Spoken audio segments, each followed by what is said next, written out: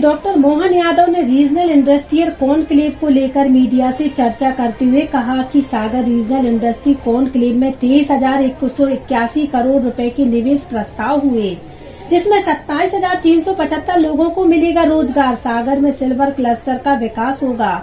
इस अवसर पर उन्होंने कहा कि औद्योगिक क्षेत्र से सिद्ध गोवा की जलापूर्ति के लिए नगर निगम सागर और MPIDC के मध्य ट्रीटेड वाटर प्रदाय के लिए MOU का संपादन भी हुआ। 96 औद्योगिक इकाइयों के आशा पत्र जारी किए। इन इकाइयों को 240 एकड़ भूमि आवंटित की जाना है। इससे 1,560 करोड़ का पूंजी निवेश एवं 5,900 से अधिक व्यक्तियों को रोजगार प्रदान किया जाना प्रस्तावित है। मुख्यमंत्री डॉक्टर यादव ने कहा कि बड़े पैमाने पर निवेश से स्थानीय व्यापार को प्रोत्साहन मिलता है। इस कॉन्क्लेव से पूरा संभाग लाभान्वित होगा। संभाग के सभी जिलों में उद्योग तथा व्यापारिक गतिविधियां प्रारंभ होंगी। बीना में कई इकाइयां आएंगी। साथ ही 120 करोड़ की लागत से पेट्रोलियम क्षेत्र में भी निवेश हो रहा है। प्रदेश में सागर में चलने वाले डेटा सेंटर की स्थापना महत्वपूर्ण कदम है। यह 1700 करोड़ का निवेश है और इससे लगभग 1,000 लोगों को रोजगार मिलेगा। मुख्यमंत्री डॉक्टर यादव ने कहा कि नए 6 लेन और 4 लेन मार्गों का लाभ भी बुंदेलखंड क्षेत्र को प्राप्त होगा।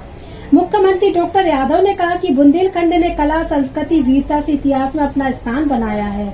इस क्षेत्र में चांदी का कार्य करने वालों, बीड़ी तथा अगरबत्ती उद्योग से जुड़े लोगों को पूर्ण सहयोग प्रदान किया जाएगा। सागर में चांदी से जुड़ी गतिविधियों को प्रोत्साहित करने का क्लस्टर भी विकसित किया जाएगा। हर जगह रोजगार की ध्वनि ध्यान में आए, मुझे इस बात की प्रसन्नता है। रीजनल इंडस्ट्री कॉन्क्लेव सागर का उद्योगों के विकास से न केवल आर्थिक समृद्धि होती है बल्कि स्थानीय रोजगार भी सृजित होते हैं। प्रदेश में संतुलित और समान विकास की दिशा में कदम बढ़ाने के उद्देश्य से बुंदेलखंड में ये रीजनल इंडस्ट्री कॉन्क्लेव ये हमारे उस क्रम में चौथे नंबर की इस आयोजन के माध्यम से प्रदेश और बुंदेलखंड की औद्योगिक संभावना हेतु निवेशकों के सामने सभी प्रकार के सेक्टर का प्रस्तुतिकरण करने का मौका मिला। मुझे इस बात की प्रसन्नता है कि जब उद्योगपति और निवेशकों के बीच संवाद करते हैं तो बड़े पैमाने पर निवेशक अपना मंतव्य प्रकट करते हैं और मुझे इस बात का पूरा आनंद है। बड़े पैमाने पर आज हमारी ये बैठक का करना सार्थकता की दिशा में माना जा सकता है। स्थानीय MSME को बड़े उद्योगों के साथ साझेदारी करने के अवसर प्राप्त हो रहे हैं, जिससे न केवल हमारी अपनी औद्योगिक इकाइयाँ मजबूत होगी बल्कि कुटीर उद्योग, ग्रामोद्योग के इकोसिस्टम को भी इससे जुड़ने का मौका मिल रहा है। आज लगभग 3,500 से ज़्यादा प्रतिभागियों ने भागीदारी ली है। 6 देशों के अंतर्राष्ट्रीय प्रतिनिधियों ने भी इसमें सहभागिता ली है। उनके नाम क्रमशः इस प्रकार से है: Mongolia, Algeria, Kenya, Canada, Iran एवं थाईलैंड के प्रतिनिधि आज के कॉन्क्लेव में हमारे साथ शामिल हुए। 10 राज्यों से निवेशक मध्य प्रदेश में सहभागिता करने के लिए आए हैं। 150 से अधिक विशिष्ट अतिथियों ने जो अपने अपने इंडस्ट्री क्षेत्र के स्वनाम धन्य बड़े नाम हैं, ऐसे लोग हमारे बीच शामिल हुए, खासकर जिसमें पेट्रोकेमिकल्स, टेक्सटाइल्स, गारमेंट्स, नवकरणीय ऊर्जा, कृषि, खाद्य प्रसंस्करण एवं पर्यटन के उद्योगपति हैं जो मध्य प्रदेश में रुचि रखते हैं। उद्योगपतियों के साथ अनुभव भी साझा किए गए। मध्य प्रदेश के अग्रसर औद्योगिक नीति और अनुकूल औद्योगिक वातावरण के कारण से निवेश के निरंतर प्रस्ताव पास हो रहा है और मुझे इस बात का आनंद भी है कि हर जगह कोई निवेशक एक काम की यूनिट लगाने आता है, लेकिन वो जब माहौल देखता है तो उसकी इच्छा होती है कि वो एक और प्रस्ताव ले ले। मुझे आज इससे कई सारे हमारे मित्रों को भी यहाँ प्रस्ताव मिले। एक बड़ा सेक्टर जैसे आज हमारे बीच में आया और ने कहा कि यहाँ हमको मालूम ही नहीं था कि यहाँ तांबा उद्योग भी लग सकता है, तांबे की बड़ी बड़ी खदानें। ऐसे में उनका तुरंत मन बना और बड़े पैमाने पर 1,000 करोड़ की नई यूनिट का उनने अपना मन पक्का किया। 20 से अधिक उद्योगपतियों, उद्योग संगठनों के साथ 1-to-1 में मीटिंग की गई है oil and natural gas corporation के कार्यकारी संचालक श्री एस.के. दास, भारत पेट्रोलियम कॉरपोरेशन लिमिटेड के BPCL के कार्यकारी संचालक Shri A. Shriram, Pacific Meta steel के श्री J.P. अग्रवाल इत्यादि बड़े औद्योगिक घरानों के साथ में भी व्यक्तिगत चर्चा करके समग्र विकास के लिए डिटेल प्लान बनाने के लिए साथ में स्टेट गवर्नमेंट और सेंट्रल गवर्नमेंट की इकाइयों के साथ भविष्य में विकास की विस्तार से बात करने के लिए आज हमको अवसर मिला है।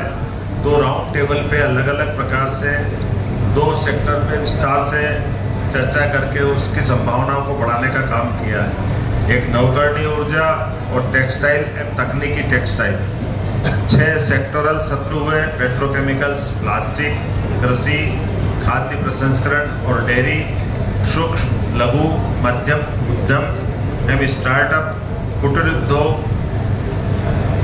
आदि पर भी विस्तार से चर्चा की गई।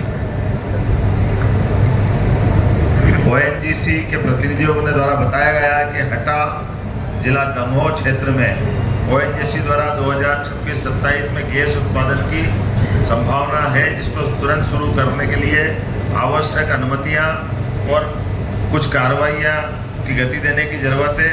हमने निर्णय किया कि न केवल हटा दमोह बल्कि मध्य प्रदेश के कई जिले जैसे बालाघाट, मंडला और अन्य हमारे पास गैस आधारित उद्योग लगाने की बड़ी संभावना है। इसमें समग्र रूप से हम काम कर रहे हैं और हमारी प्रायोरिटी है कि 26-27 में हटा का गैस उत्पादन शुरू करा दें और इसके साथ साथ बाकी भी सेक्टर में इसी प्रकार से चिंता कॉन्क्लेव में बुंदेलखंड हैकेथॉन का आयोजन किया गया। इसमें 60 स्टार्टअप द्वारा भाग लिया गया है। प्रतिभागी स्टार्टअप में से प्रथम विजेता को 5 स्टार्टअप पुरस्कार राशि, ट्रॉफी, प्रशंसा पत्र ये लाखों रुपए के दिए गए।